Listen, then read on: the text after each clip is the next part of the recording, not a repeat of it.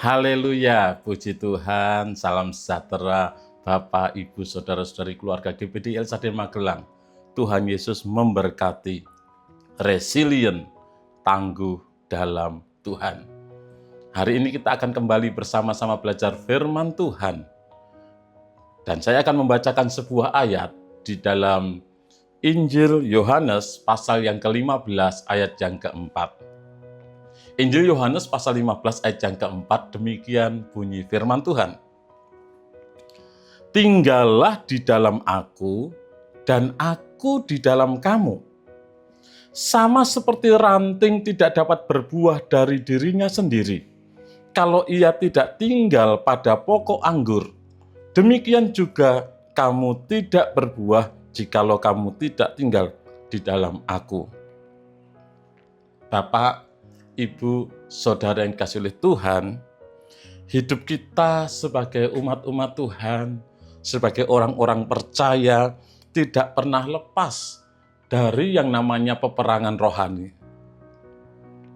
Musuh sering menyerang, bukan dengan pedang yang terlihat, bukan dengan senjata yang kelihatan, tetapi iblis, musuh kita, sering menyerang itu melalui ketakutan, kecemasan, kekhawatiran, tekanan hidup, sakit penyakit, pengkhianatan, kekecewaan, dan lain sebagainya. Iblis mencoba menyerang kita, ingin membuat kita anak-anak Tuhan menjadi lemah. Renungan firman Tuhan hari ini saya beri tema perisai iman. Serangan terbesar iblis seringkali diarahkan kepada iman kita sebagai umat-umat Tuhan. Iblis ingin membuat kita meragukan kasih Tuhan. Iblis ingin membuat kita kehilangan pengharapan di dalam Tuhan. Kemudian kita berhenti percaya dan meninggalkan Tuhan. Itulah maunya iblis. Karena itu, sebagai anak-anak Tuhan, umat-umat Tuhan, firman Tuhan berkata, pergunakanlah perisai iman. Yang menjadi pertanyaan, bagaimana iman itu menjadi perisai yang kuat? Jawabannya ada dalam Injil Yohanes pasal 15 dan pasal 16. Kalau kita merenungkan, membaca di sana, dikatakan tinggal di dalam Kristus. Supaya kita memiliki perisai iman yang kuat, kita harus tinggal di dalam Kristus dan juga tetap percaya kepadanya. Di tengah tekanan, di tengah pergumulan, di tengah serangan iblis, tetap tinggal di dalam Kristus dan tetap percaya kepadanya. Yang pertama, perisai iman menjadi kuat saat kita itu tinggal di dalam Kristus. Perisai iman itu akan menjadi kuat saat kita tinggal, terus ada di dalam Kristus. Yohanes 15 ayat 4 tadi dikatakan, tinggallah di dalam aku dan aku di dalam kamu. Sama seperti ranting tidak dapat berbuah dari dirinya sendiri kalau ia tidak tinggal pada pokok anggur. Demikian juga kamu tidak berbuah jikalau kamu tidak tinggal di dalam aku. Di dalam ayat ini Yesus memakai gambaran pokok anggur dan ranting. Ranting tidak mempunyai kekuatan sendiri. Jika ranting itu terlepas dari pokoknya, maka ranting itu akan kering. Demikian juga iman kita. Ketika kita terlepas dari Kristus, maka iman kita akan kering dan mati. Banyak orang ingin menjadi kuat dengan kekuatannya sendiri, mengandalkan pengalamannya, mengandalkan kekuatan pribadinya, emosi rohaninya.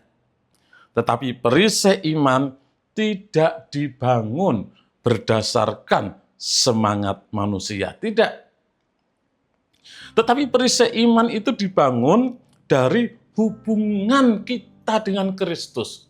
Ketika ada hubungan yang intim dengan Kristus, kita ada di dalam Kristus, Kristus ada di dalam kita, maka kita akan memiliki perisai iman yang kuat. Karena kita ada bersama dengan Kristus. Ketika seseorang tinggal di dalam Tuhan, maka doanya akan hidup. Firman Tuhan akan menjadi pegangan hidupnya. Hatinya tidak mudah goyah mengalami serangan-serangan iblis, tekanan, penderitaan, dan lain sebagainya. Akan tetap kuat. Bahkan imannya akan tetap bertumbuh sekalipun menghadapi badai. Perisai iman tidak dibentuk saat masalah datang, tetapi sebelum masalah datang, perisai iman itu harus dibentuk, harus dibangun, yaitu melalui kedekatan kita dengan Kristus, melalui persekutuan kita dengan Kristus, melalui hubungan yang intim dengan Kristus. Perisai iman itu kita bangun. Seorang tentara tidak menunggu musuh datang baru membuat perisai, tidak. Tetapi sudah memegang perisai sebelum perang itu dimulai. Ketika maju sudah memegang perisai. Demikian juga kita sebagai orang-orang percaya, sebagai umat-umat Tuhan. Iman dibangun melalui kehidupan bersama Tuhan setiap hari. Baik ketika kita bersekutu, berdoa, menyembah Tuhan, kita terhubung menikmati hadirat Tuhan. Baik ketika kita bersekutu dengan firman Tuhan, kita merenungkan firman Tuhan. Iman akan bertumbuh ketika kita mendengar firman Kristus. Jadi iman itu dibangun melalui hubungan kita, kedekatan kita, persekutuan kita dengan Tuhan, dengan firman-Nya. Ketika panah api datang, mungkin ada perkataan orang yang melukai. Ada tekanan ekonomi, ada sakit penyakit, dan lain sebagainya. Iman akan berkata, saya tetap percaya, sebab saya tinggal di dalam Kristus. Saya percaya Kristus ada di dalam saya. Tetap percaya kepada Tuhan mengalami apapun juga. Yang kedua, perisai iman menjaga kita supaya tidak kecewa. Ketika mengalami berbagai macam tekanan, ketika mengalami berbagai macam penderitaan, kita tidak kecewa dan tidak meninggalkan Tuhan. Yohanes 16 ayat 1 dituliskan, semuanya ini kukatakan kepadamu, supaya kamu jangan kecewa dan menolak aku. Hal ini sangat menarik. Mengapa? Karena Yesus tidak pernah berkata bahwa murid-murid akan terbebas dari masalah. Namun sebaliknya, Yesus memperingatkan bahwa mereka akan mengalami tekanan, akan mengalami penganiayaan. Mengapa Yesus menyampaikan hal itu? Karena Yesus tahu bahwa salah satu panah api terbesar adalah kekecewaan. Sehingga Yesus memberitahu murid-muridnya supaya jangan kecewa, jangan meninggalkan dia, jangan menolak dia. Kekecewaan sering berbunyi, mengapa doaku belum dijawab? Saya sudah bertahun-tahun berdoa, sudah setia ke gereja, melayani Tuhan. Mengapa Tuhan tidak mengizinkan penderitaan ini lalu? Mengapa Tuhan izinkan hal ini terjadi dalam hidup saya? Di saat itulah perisai iman diperlukan. Iman berkata, aku memang belum mengerti maksud semuanya ini. Tetapi aku percaya Tuhan itu baik. Aku percaya Tuhan punya rencana yang terbaik bagi hidupku. Sekalipun ini terjadi, Tuhan tetap baik. Perisai iman tidak berarti kita tidak menangis. Tidak berarti kita tidak mengalami ketakutan. Tetapi ketika kita dalam ketakutan, ketika kita mungkin dalam penderitaan, kita meneteskan air mata, kita tetap percaya kepada Tuhan. Walaupun kita belum melihat pertolongan Tuhan, kita belum melihat jawaban Tuhan, tapi tetap percaya kepada Tuhan bahwa Tuhan itu baik. Tuhan itu menyertai. Itulah perisai iman. Ketika hujan deras turun,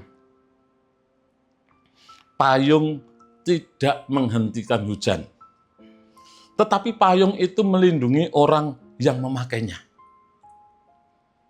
Demikian juga iman tidak selalu menghentikan badai hidup yang datang dalam kehidupan kita. Tetapi ketika kita menggunakan perisai iman, iman itu yang akan melindungi hati kita supaya tidak hancur ketika mengalami badai kehidupan ini. Ketika mengalami berbagai macam pergumulan. Bapak Ibu yang dikasihi oleh Tuhan, Yesus mengajar bahwa kita harus tinggal di dalam Dia dan tidak kecewa saat ujian datang dalam hidup kita. Inilah inti dari perisai iman. Tetap tinggal di dalam Tuhan dan tidak kecewa saat mengalami berbagai macam penderitaan. Mungkin hari ini ada yang sedang menghadapi badai, pergumulan keluarga, masalah ekonomi, dengan kesehatan, kekecewaan terhadap orang lain. Firman Tuhan hari ini mengingatkan, angkat perisai imanmu.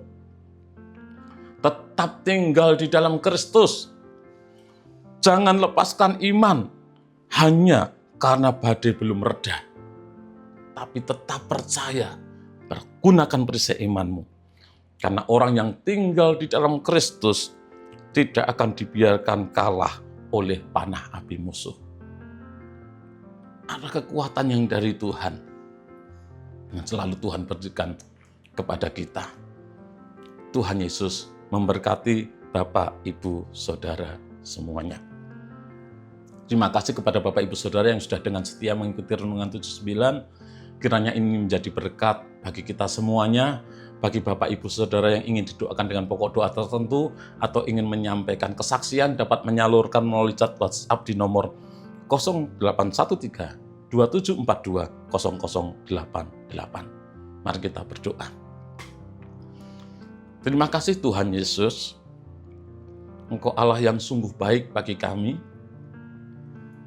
Masalah, persoalan, penderitaan, kesulitan boleh datang dalam kehidupan kami. Tetapi kami mau menggunakan perisai iman itu. Kami mau terus tinggal di dalam Engkau dan Engkau di dalam kami. Kami percaya Engkau memberikan kekuatan kepada kami. Dan mengalami apapun juga, kami tidak mau menjadi kecewa dan meninggalkan Engkau. Tapi kami mau tetap setia mengiring Engkau. Karena kami percaya Engkau Allah yang selalu baik bagi kami. Engkau satu-satunya sumber keselamatan kami. Tidak ada yang lain. Memberkati seluruh keluarga GBD Elsade Magelang. Kalau ada yang sedang menghadapi pergumulan di dalam nama Tuhan Yesus Kristus, Tuhan nyatakan pertolongan-Mu, berikan kekuatan, bahkan jalan keluar, kemenangan. Karena Engkau menyertai mereka Tuhan. Terima kasih Tuhan, Engkau Allah yang sungguh baik dan sangat baik bagi kami, apapun yang kami alami. Allah dari mulanya telah memilih kami, keluarga GBD Elsade Magelang, untuk diselamatkan dalam roh yang menguduskan kami dan dalam kebenaran yang kami percayai. Di dalam nama Tuhan Yesus Kristus kami berdoa bersyukur. Haleluya. Amin.